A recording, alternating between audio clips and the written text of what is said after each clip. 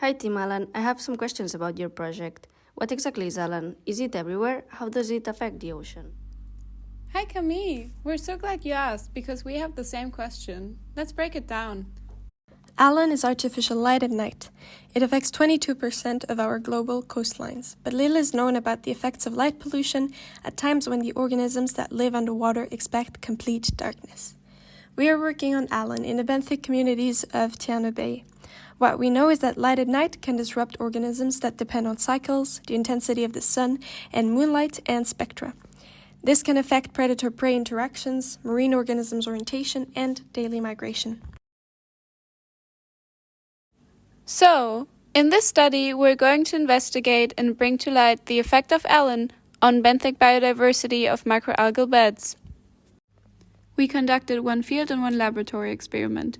In the field, we chose a remote location with microalgal bed and selected 3 different sites. Each site had a spot exposed to Alan and one that remained in the dark. This experiment took place overnight. Now you're probably wondering how we did that.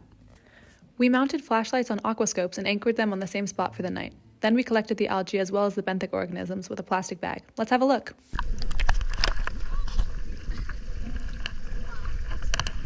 In the lab, we reproduced field conditions and placed 2 algal samples in aquaria with one dark and one Allan side. In the morning, we sampled both sides to see if there was any difference in biodiversity. We then sieved our samples, weighed the algae encountered, and identified the organisms remaining in the sieve. And we then obtained some results. Wow, I didn't realize that light pollution was such a big issue. What did you find with your experiment? Great question. In both experiments, we looked at the alpha diversity, which examines the relative richness and evenness of benthic macrofauna in each sample. Then, we looked at beta diversity, which examines the relative composition of benthic macrofauna across different sites, or samples in our case. All the statistics, we did not find any significant impact of light on the diversity of benthic macrofauna. What? Wait, I need to call you. Does this mean light pollution isn't as bad as you thought?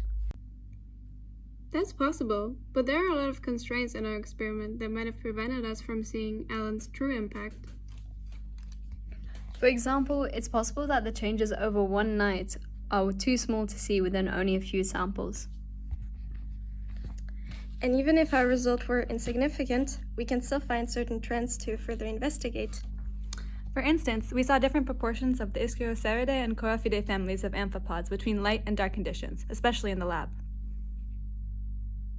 That's so interesting. You should continue looking into long-term effects or maybe even the behavior of the amphipods. Thanks. Good night.